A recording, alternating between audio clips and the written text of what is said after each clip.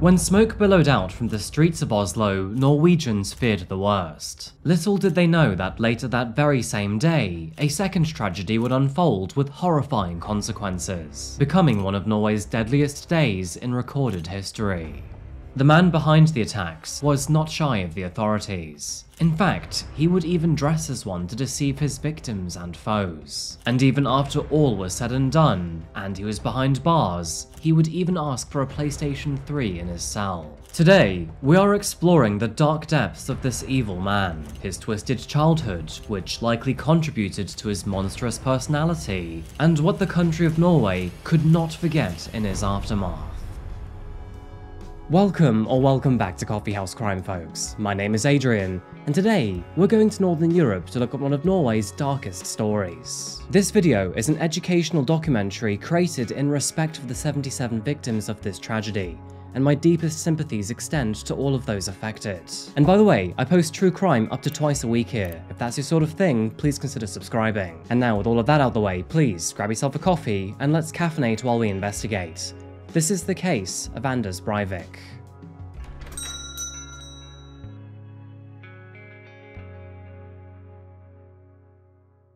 Hi, og velkommen til Norge, folks. As already mentioned, our case today takes us to the beautiful Arctic country of Norway. So, as we fly over its many breathtaking fjords and lakes, let me tell you a thing or two about this beautiful country. Its towering mountains and contrasting fjords cover more than 2/3 of the land, creating an ever-flowing change in altitude. And if you look beyond the mainland, you will find more than 50,000 islands sprinkled along the coastline. Now, in recent weeks, there's been a lot of talk about the Northern Lights, and Norway is one of the best places to see them. Instead of harping on about how beautiful they are, let me just show you a couple examples. With such a harsh landscape, most of the country's 5.5 million residents are forced to live in the south and closer to its capital named Oslo. You know, it's no wonder why Norwegians are so proud to call this place home. The country is seen as having an extremely progressive population. In fact, the World Peace Freedom Index ranked it number 1 out of 180 countries. And when it comes to crime in Norway, well, let me tell you, it boasts some of the most humane prisons in the world, which, as you will soon find out, can sometimes be a bummer. But of course, that is not to say that the country doesn't have its own fair share of horrors. And today, we'll be covering one of its most despicable stories known to mankind. On the afternoon of July the 22nd, 2011, all peace was suddenly broken in Oslo.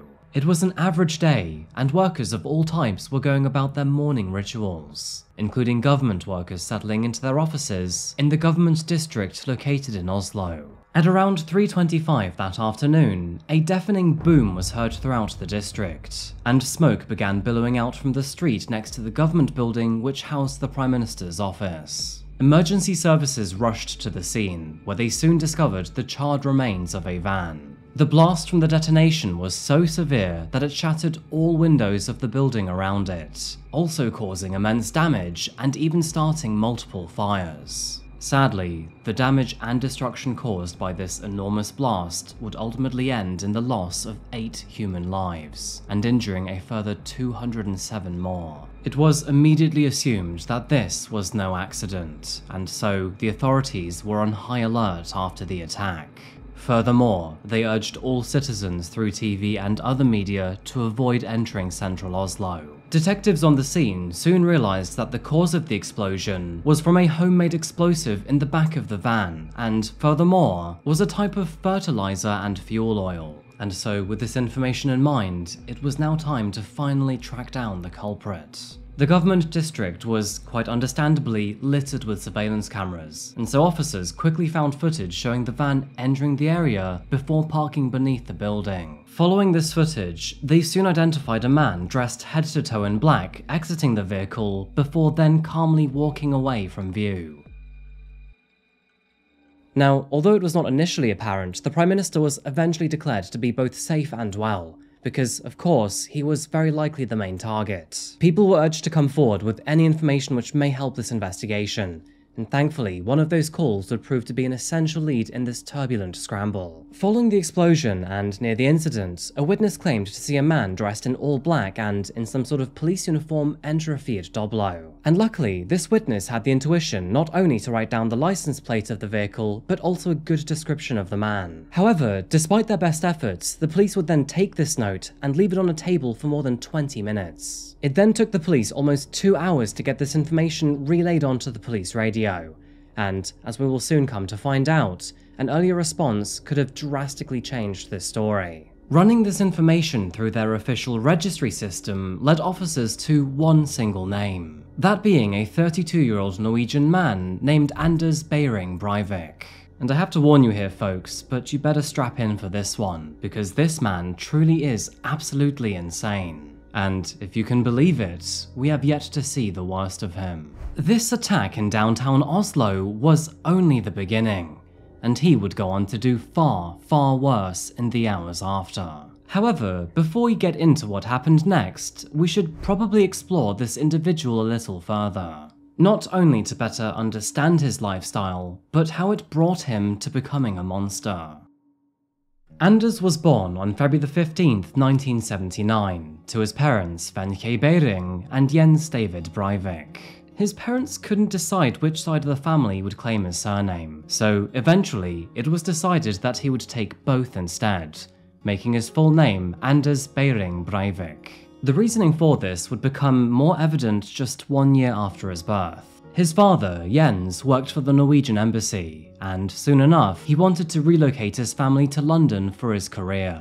However, this was not acceptable to his mother, Wenche. She already had reservations about their marriage, and now, moving away far from home seemed to be too much for her. And so, along with her 1-year-old son, Anders, and his 6-year-old half-sister, Elizabeth, the three of them moved back to Norway and into a small apartment in Oslo. After the divorce was finalized, his father applied for custody of his son, but unfortunately, he lost that battle to his mother, and the consequences of this decision would be extraordinarily disturbing to say the least. Cracks in the relationship between Wenche and her son would slowly begin to form, and at the young age of just 3 years old, while he was still attending kindergarten, Anders' mother contacted Social Security to request that her son stay in supervised care over the weekends. You see, Wenche claimed that her son was, quote, too much of a handful, and that he was an antisocial problem child. And so, with her misdirected concern, this prompted him to undergo a psychological evaluation. Doctors claimed that Anders had a very peculiar smile, without emotion or any sort of weighting. And sadly, this would come as no surprise to them either, because around the same time, some rather disturbing details started to come from his mother. It turns out that Anders' mother actually resented him to an abnormally high level. She told the doctors that she called him a demon child, and that, apparently, while he was still inside the womb, he would purposefully kick her. I mean, if this really was the case, then personally, I think the only footwork he was doing as a baby was trying to kick some sense into his stupid mother. And apparently, even after giving birth, she would routinely tell him that she hated him, never wanted him to be born, and that she wished he was dead. She would also stop breastfeeding him, which, fine, each to their own, but apparently the reason was because he was sucking the life out of her. Now these are truly awful things to say to a young and impressionable boy, especially from his mother, and unfortunately, this monstrous behaviour would rub off on his personality. Wenche was eventually diagnosed with borderline personality disorder, which, no surprise, severely impacts a person's ability to manage their emotions. And if you thought this would be the worst of her actions as a mother, you would sadly be mistaken. Although there were times when she was outright cruel to her son, she would sometimes turn to extreme affection. And this affection, well, let's just say it's not the type that should ever be shown between mother and son. It's unclear how, but psychologists believe that, in these moments, Wenche projected her own sexual fantasies and fear of men onto her son. Deeming the situation was understandably unacceptable for a 4-year-old boy, Anders was removed from his mother's care and placed with a foster couple. The couple later told the authorities that after Wenche dropped her son off and put him into their care, she then asked the man if Anders could touch his because apparently he had only ever seen a woman's genitals before. All of this disgusting, outrageous behavior from Venke was sure to leave Anders with some psychological trauma. I mean, she herself was broken, and everyone would agree that it was the right decision to remove Anders from her care. However, after his father filed for custody, Venke demanded that her son be returned to her instead, which unfortunately was granted under, quote, strict supervision. Saying that, this so-called strict supervision was actually discontinued after only 3 visits from social services. And after that, Anders was left alone to grow up with his venomous mother. Looking at his pictures, you would assume that he was a happy boy and that nothing was wrong in his life. Throughout his childhood, Anders was described as an intelligent child at school, noticeably stronger than any of the other kids, and often protected those suffering from bullying. If only they knew what was actually happening behind closed doors. Now, many parents aren't aware of how their actions and behavior might affect their child until it is all too late. Many of these habits and traits will only begin to slip through the framework once they've hit teenagerhood. And as for Anders, when he entered his teenage years, he began to rebel. Apparently, he was quite the notorious graffiti artist, which led him to being caught by the police on several occasions. Until he was around 15 years old, Anders also had a good friendship with his father, who by then had moved to Paris in France. He would often spend time away from his mother and with his father in the city. But after being caught by the authorities one too many times, Jens apparently cut all communication with his son. However, this part of the story is unknown, because Jens claims that he was always there for Anders.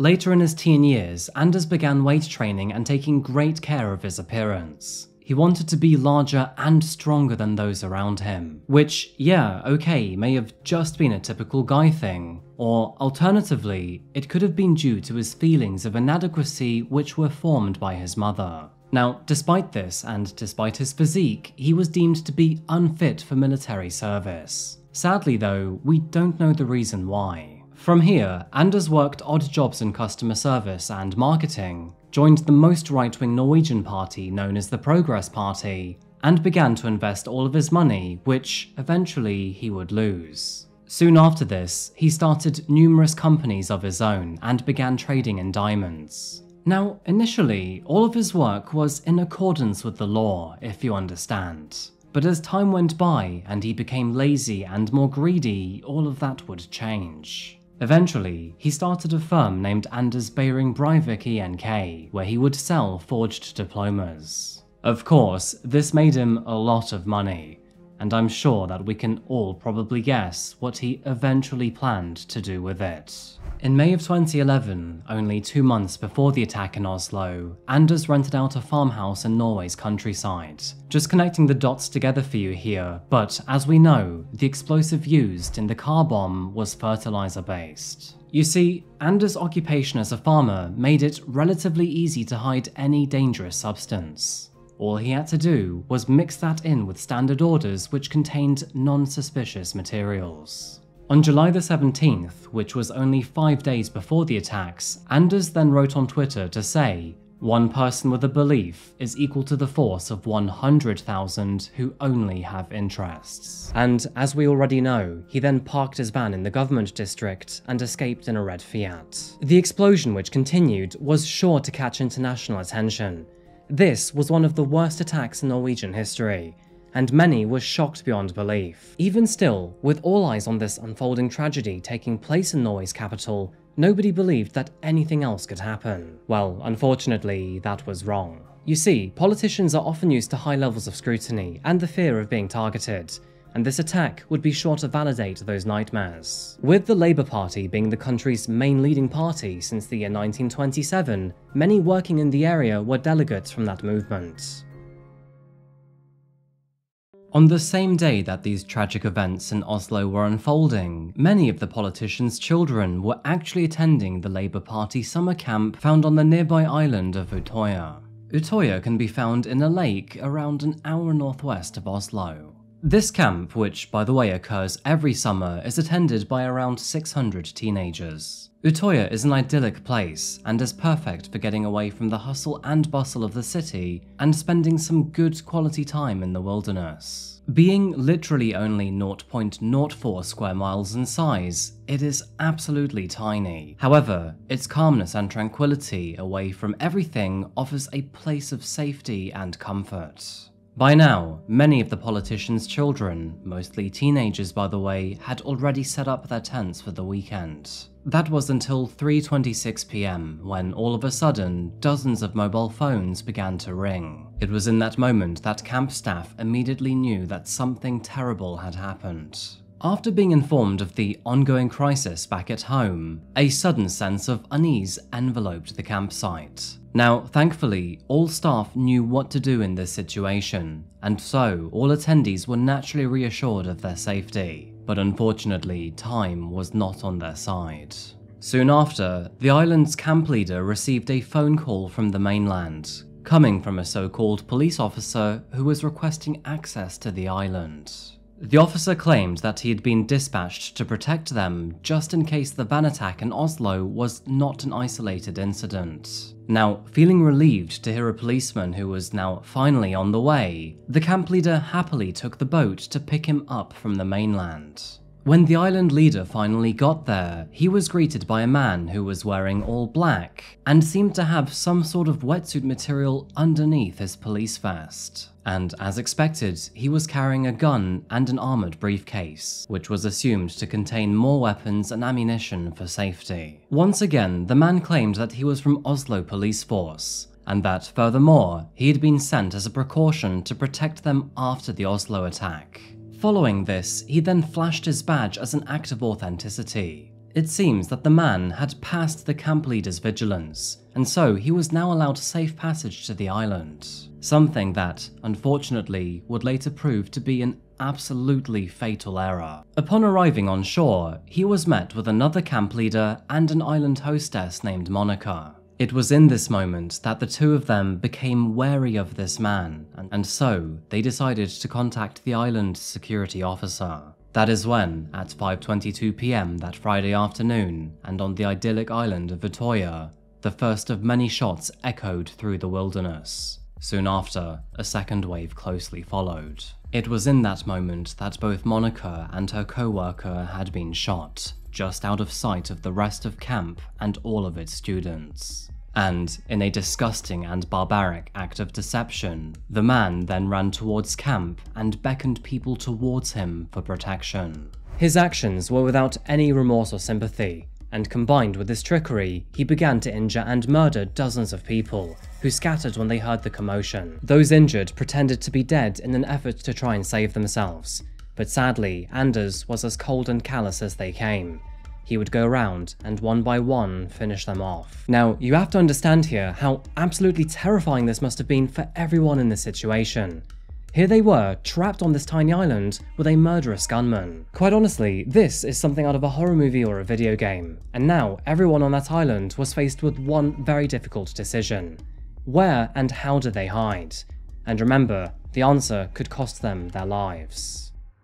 Taking a brief look at the island, there were various places that students could run to. With most of the island's infrastructure on the northern side, dense forestry covered most of the south. Many chose to use this dense woodland by hiding in the trees or behind hills and rocks, whilst others chose to hide along the coastline among the rocky cliffside. And despite the temperatures, some even jumped into the waters and took refuge in small caves. Some students found a small building called the Pump House, which can be found along the coastline and far away from the main settlement. However, unfortunately, this would eventually become one of the most horrific scenes of the day. Meanwhile, back towards the main settlement, some students decided to barricade themselves inside the various main buildings, including the cafe. This really was a matter of guessing where the gunman would go, and then trying to select a different path far away from him. Get it right, and you have a chance to survive. Get it wrong, and you lose your life. After barbarically murdering an entire wave of students, people started to catch on to the situation. Many of them ran away while Anders travelled southwest on the island. Some of those students who were brave enough decided to jump into the waters and try to swim to the mainland. But once the gunman had lost sight of those on the island, he instead began to fire into the water, aiming for any of those desperately trying to escape. Returning to the camp house, he then shot several rounds through the main door, which by now had been locked and boarded up from the inside. Thanks to the efforts of those within, he was unable to gain access, and all of those hidden inside managed to survive. There were acts of heroism within the pack too. Some brave individuals made sure to help the younger campers hide away in caves on the edge of the island, which at the time were only accessible by water. Two of the boys named Rusham and Mosfar, who at the time were only 16 and 17, bravely pelted the gunman with rocks to try and stop him. But after realizing that it was futile, they turned their attention to saving other people instead. In total, between the two of them, they managed to hide 23 children in a secluded cave, all of which was guarded by Mosfar, who also bravely dragged 3 more people from the water. As for Anders himself, he showed little remorse in his actions. However, despite his evil nature, there were strange exceptions. An 11-year-old boy named Trond Bernston stood up against him. After staring down the barrel of a gun, he shouted that he was too young to die, to which Anders surprisingly responded by pulling the gun away and sparing his life. He would also spare the life of a 22-year-old man who came out of hiding to beg for his life. But this kindness was not given to most of his victims, and despite these 2 acts of mercy, he continued to rampage through the island. In fact, he would track down many of his victims while listening to his music. Meanwhile, back in Oslo, those working at the police headquarters were in meltdown. They were already dealing with the bombing incident within the city, and now there were reports of an assault happening on a remote island filled with children. To make matters worse, all helicopters within the local area were already in use and getting low on fuel. This meant that several road units had to be deployed to the island, and with that being more than an hour away, it gave the gunman ample time to inflict as much damage as possible. Put quite simply, there was no way that these 2 events could occur within the space of 3 hours and simply be a coincidence. And so, with that said, many automatically assumed why. At 6:04 PM, officers finally reached the lake, and after deploying boats, they finally reached Utoya's shoreline at 6:25. Just 1 minute later, the gunman then called police officers on the phone, but remained silent throughout, almost as if they were trying to taunt them to find him. And the twisted thing is that once police actually reached the island, many victims were too scared to approach them, scared that they were more gunmen trying to murder them. After tracking the assailant down and then surrounding him, officers shouted "surrender or be shot." That is when Anders put his guns down and was finally arrested on the spot, putting an end to this terrible massacre. With the gunman now subdued and in police custody, his identity was officially confirmed to be Anders Behring Breivik, the same suspect behind the Oslo bombing, which occurred only a few hours earlier. Throughout his apprehension, Anders was caught saying, "You will die today, Marxists, liberals, and members of the elite." The interesting thing is, with Anders now in police custody, he was surprisingly very cooperative with the authorities. He wasn't shy to share his methods or motives with the authorities, and seemed to be genuinely proud of his actions. With him now behind bars, all efforts were underway to rescue the wounded and survivors. Locals, fishermen, and tourists alike all helped with the rescue efforts, dragging numerous teenagers from the frigid waters and out of the trees. Over the coming days, the island was extensively searched for survivors, which included diving efforts to recover any victims that may have drowned from the waters. And in the end, the final number of deaths was confirmed to be 69, with a further 110 injured. Combining both incidents, Anders was officially responsible for the deaths of 77 people, with 320 others confirmed to be injured. These traumatizing figures marked his actions as the deadliest tragedy in Norwegian history ever since World War II. In fact, studies show that around 1 in 4 Norwegians have been affected by the attacks in one way or another. And now, with all said and done, all that was left to do was try to piece together the crime scenes and try to understand Anders' horrific actions. Strangely enough, it wouldn't take long for his motives to become clear, because this man would quite literally hand his beliefs on a silver platter. On the day of the attacks, and only 90 minutes before the explosion, he would send his 1,518-page manifesto to over 1,000 email addresses, many of which were of government officials. Now that was definitely not a bedtime story, and not for the faint-hearted either. Waffle aside, Anders' words were emotional, taunting, and extraordinarily hostile. And let's just say, he described himself as anti-woke, for the lack of a better word.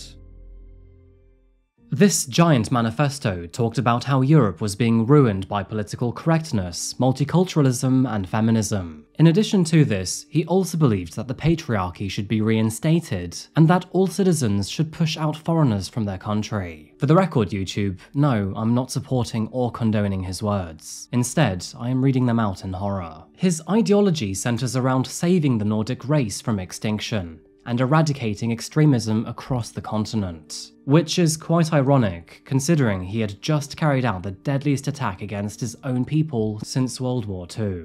In short, Anders' life centered around his far-right ideologies, and in his mind, he was willing to sacrifice dozens of lives merely to get his own views out to the world. These are the true actions of a brutal, evil, cold-hearted, remorseless psychopath. Anders went on to admit that he'd carried out the attacks to publicize his manifesto, and while everyone is entitled to their own political beliefs, this did nothing but taint him as a far-right extremist and a monster. And even worse, he seemed proud of his actions. Authorities tracked down his farming business and soon found documents detailing the materials he used to create the improvised bomb. Everything he said corroborated with his story, making this case both straightforward and morbidly devastating. All that remained after was to take him to court for a slew of charges, which included 8 counts of van bombing, 210 counts of attempted bombing, 32 counts of attempted murder, and 69 counts of murder. Before being taken to court, Anders underwent a psychiatric evaluation. Now, initially, the results seemed to be in his favor. He was diagnosed with paranoid schizophrenia, and furthermore was deemed to be psychotic during the attacks. The report noted his severe lack of empathy and normal emotions, and documented his bizarre and delusional thoughts about his right-wing beliefs. Anders also referred to himself as the master of life and death, and Europe's most perfect knight since World War II, claiming he would save Europe from traitors, and would even organize Norwegians for selective breeding. However, this diagnosis was eventually heavily contested. His clear and coherent motive, along with the years of meticulous planning, suggested that he knew exactly what he was doing. Doctors at Ila Detention and Security Prison, where he was held, also found no evidence supporting the initial diagnosis, and instead attributed his behavior to multiple personality disorders. And so, in January of 2012, and against the strong wishes of his defense team, another psychological evaluation was conducted. And this time, not only was Anders deemed to be sane, but it was also concluded that he was not experiencing psychosis during the attacks. He was instead diagnosed with both antisocial and narcissistic personality disorders. And so, with all said and done, he could now finally face trial. On April the 16th, 2012, that trial would finally begin. During this time, Anders continued to flex his ideologies throughout the trial, even giving the Nazi salute and holding up a sign reading, "Stop your genocide against our white nations." I mean, looks like he couldn't even salute straight, and his crooked hand looked more like he was trying to pet a dog. With Anders deemed to be both sane and fit to stand trial, the prosecution had hundreds of witness testimonies and mounds of evidence to use against him, including his very own manifesto. And so, no surprise, in August of 2012, Anders was found guilty of all of his vicious crimes. But this is the most infuriating part of the story for me, because despite murdering 77 innocent victims, he was only given 21 years behind bars, which, by the way, is Norway's maximum penalty. And in addition to this, he was given a minimum parole sentence of only 10 years, which means technically he could be free right now. Now trust me, I can already feel both your shock and anger through the screen here. But luckily, this sentence means that Anders could also technically be held for the rest of his life. In short, he will only be allowed back into society when he can prove that he is no longer a threat to it. And so, even after his 21-year sentence, he will still be assessed every 5 years. Which is absolutely wild if you ask me, because this man should never see the light of day again. but surprisingly, this is the harshest sentence you can get in Norway. And so, Anders was incarcerated at Skien prison in a maximum security detention. He was kept in solitary confinement and was only allowed minimal visits, saying that his mother would visit him 5 times before she passed away from cancer only 1 year later in 2013. Although solitary confinement sounds like hell on earth, Norwegian prisons are well known for their fair conditions. Throughout his years incarcerated, Anders had access to a private bedroom fit with a desk and his own separate bathroom. And by the way, this included access to a TV room and even a small personal gym. He also had access to a typewriter, an Xbox, and a PlayStation 2. These conditions far surpassed the living conditions of many homes across most major cities. I mean, many people would have to sell several organs just to find a place like that here in London. Anyway, in November of 2012, which was only a few months after his imprisonment, the stroppy brat wrote a 27-page complaint about his living conditions and demanded he had better rules to live under. He also demanded better communication with the outside world and that his outdated PlayStation 2 be replaced with a PlayStation 3. Within this 27-page complaint, he also claimed that other prisoners could play more adult games, whereas he himself had to play games like Rayman Revolution, which apparently is aimed at 3-year-old children. He also complained of excessive use of handcuffs, excessive restraint, thousands of strip searches, and a lack of sunlight in the winter months due to privacy windows. He also requested for more communication with the outside world, which ultimately was rebuffed. With the court ruling, the government's primary task is to protect its citizens, and to let a convicted terrorist establish a network is dangerous. However, they also concluded that his treatment breached Article 3 of the European Convention on Human Rights, and so the government compensated him with 330,000 kroner, which is the equivalent of $40,000 or £22,000. Although he was not allowed to have more contact with the outside world, he was seen as a well-behaved prisoner, and so he was granted extra comforts within his cell, which included keeping a few pet parakeets for company. By the way, I am all for rehabilitation and education, but at least to me, it seems like Norway's system is an absolute joke here. I mean, this man murdered 77 people, but despite this, he was given gyms, pets, and games consoles. And when that wasn't enough, he was given compensation. By the year 2022, his minimum parole sentence was actually coming to an end, but thankfully, the circus ended here, and his parole was rejected. Psychiatrists would also testify that he appeared to be mentally ill and seemed to be becoming more psychotic and delusional, and so his sentence was upheld. And as recently as February of this year, Anders filed for release from isolation. However, it was ultimately deemed that his human rights were not being violated, and so to this day, he continues to be in solitary confinement.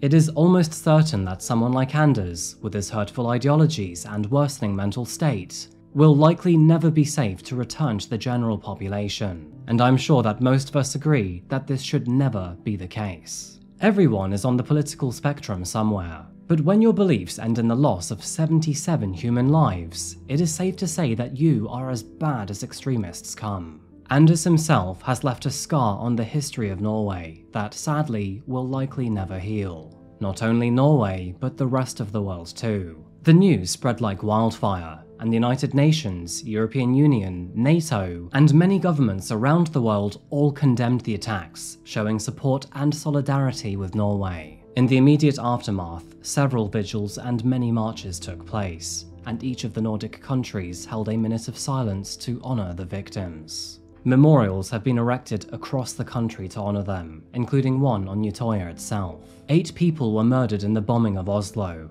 and the scene has painted a picture of terror in many Norwegians' memories. And the horrifying scene in Utoya, which killed 69 people, the majority of those being teenagers, will forever be in the minds of all Norwegian citizens.